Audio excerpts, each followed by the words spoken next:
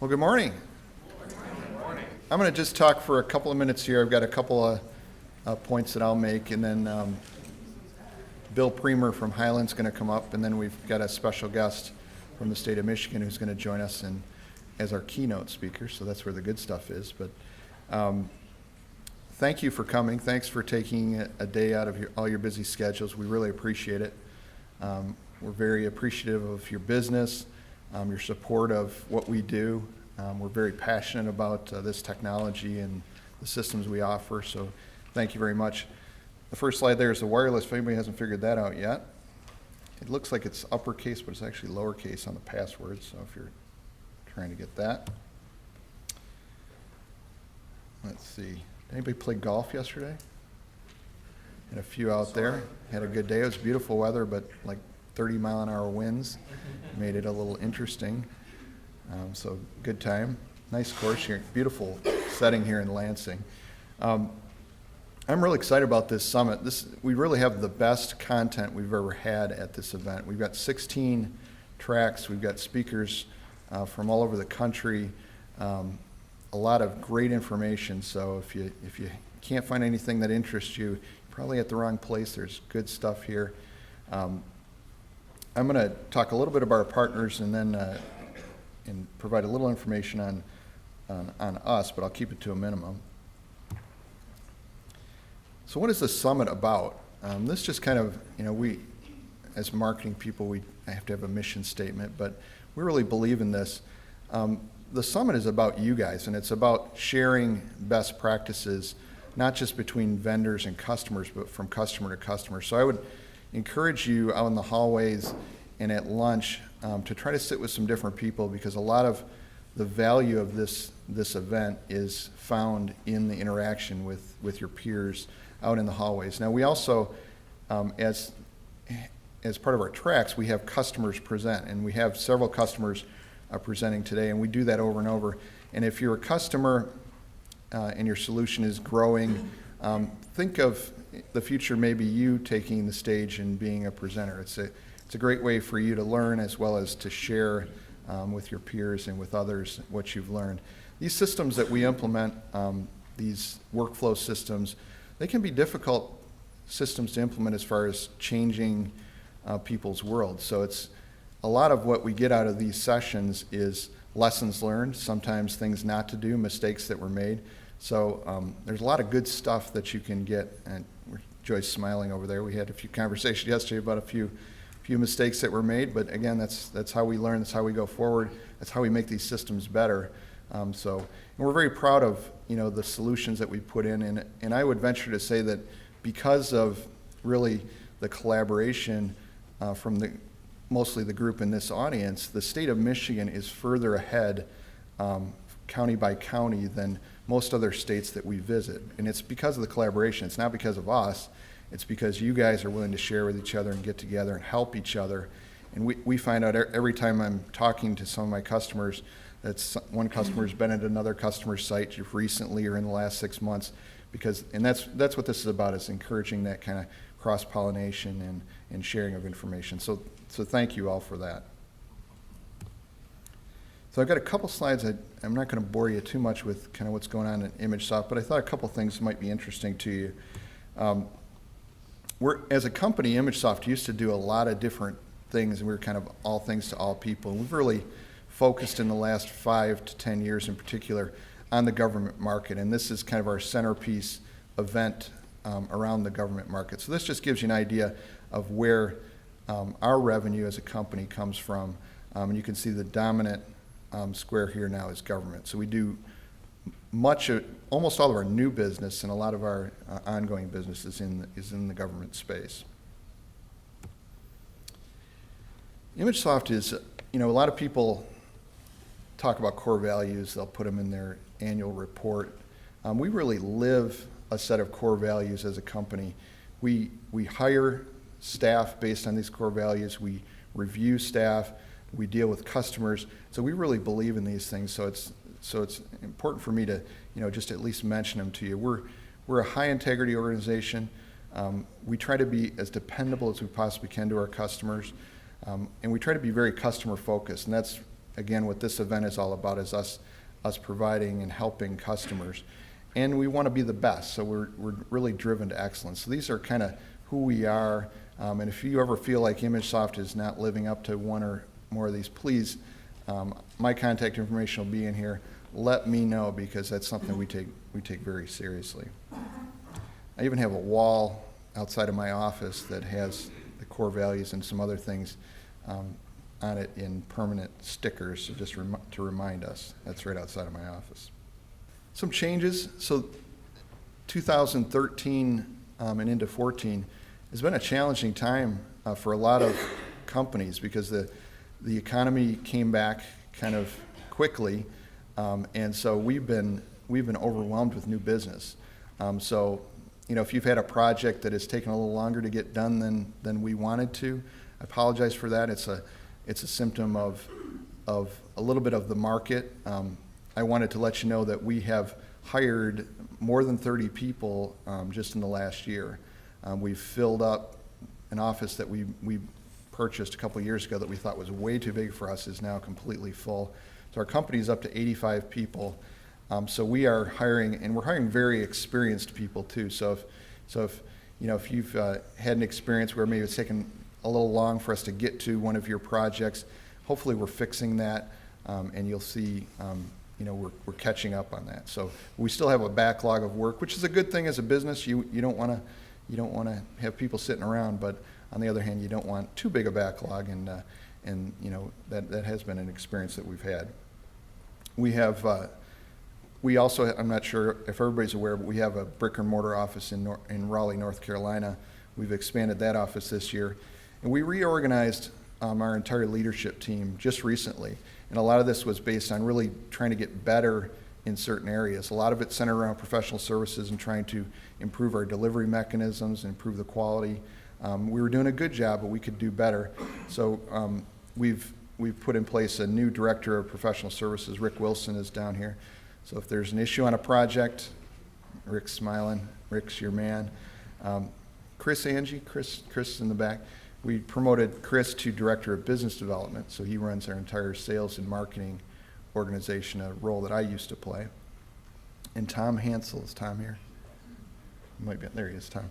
So Tom was promoted to director of customer care. So our support organization is run now completely by Tom, and all these guys have been with us a long time. I think Rick's on 10 years and 5 or more. So very experienced guys, doing a great job in their roles and just being promoted to carry more responsibility. So those are some folks that you may be interested in having discussions with. We have increased dramatically in our product development. We're going to talk a little bit about some of the products that we're building as a company, and we've doubled our support team. So again, we've always done a good job of supporting customers, I believe, but as business grew, we needed to make sure that we can answer every phone call on the first call, make sure we follow up on issues as quickly as possible, and that's part of, again, that core value and being customer focused. So hopefully you see those as positive change. A couple of quick milestones kind of in the evolution of ImageSoft and the products that we deliver.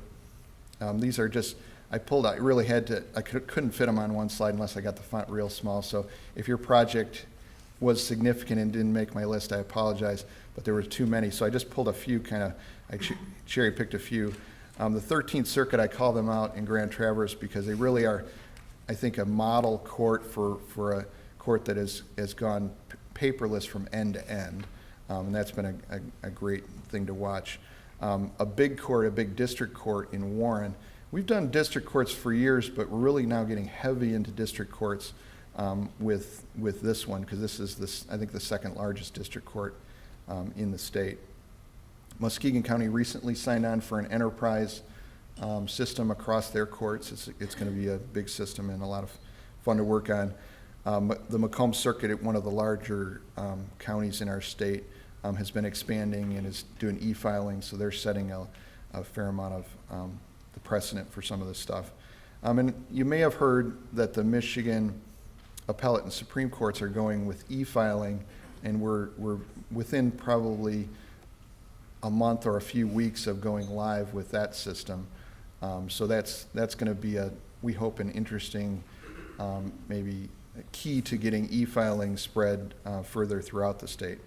And I'm not sure if all you're aware, but there was some significant changes legislatively, and I'm not going to bore you too much with this stuff, and I think some of our customers here were instrumental in getting this bill passed. I know that Ottawa and Genesee and some of the other counties really, through this collaboration, built a strong front that was delivered to Lansing. And so basically what this bill says, and I encourage you to read it, in a nutshell, it makes some changes to the probate court, but it also, the key thing from I think our perspective is it allows the electronic record to be the official court record.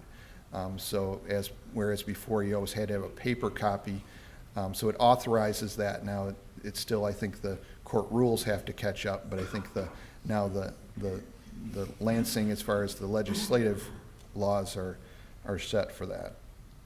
And if anybody's interested in learning more about that, Kevin Bowling from Ottawa County is probably the quintessential source of information. I don't think Kevin's here today, but if anybody needs his contact information, I'd be happy to provide that. And quickly, we've been doing a lot of stuff outside of the state. It's interesting maybe to folks here in Michigan, just because it's helped us evolve our products and really take them to a new level. A large system at the appellate courts in California.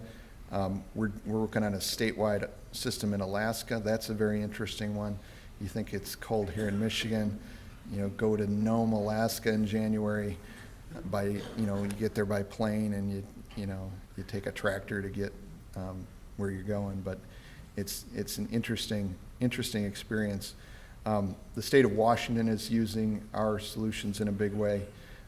We've done another circuit court out in Arlington, Virginia, and then we've done some statewide systems in North Carolina, Kansas, and Delaware. So lots of good stuff, lots of activity and new projects that are really drawing us to be more innovative and develop our products a little further, and I'll talk briefly about those in a second. So has anybody heard this term, Justice Tech? So what we're trying to do, I'll give you a quick 2-second briefing on it. There's a whole track on it. So if you want to learn more, what we're trying to do, so over the years, ImageSoft has implemented a lot of workflow systems for different types of courts. We've done circuit courts, we've done the clerk, we've done civil, criminal, etc. And what we've typically done is we've gone in, and the prosecutor, of course, as well.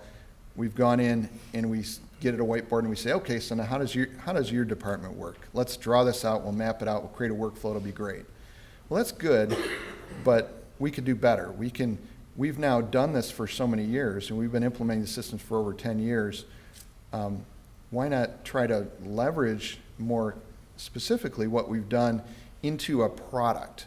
Okay, and the idea here is that we'll have workflow solutions, and we've got a couple of them that are already about to go, that are ready for the market, and they are the prosecutor and the friend of the court. But essentially what this is going to be is a packaged workflow solution with a taxonomy, so with the document types and the keywords and all of the information that typically is required to run that department, and the workflow routing and the rules and some of the capture components as well, that you can take and drop into a court, and then it's versionable. So I can bring in next year the improvements we made for the next court. We can upgrade you the next year very easily at a very low cost under our support program.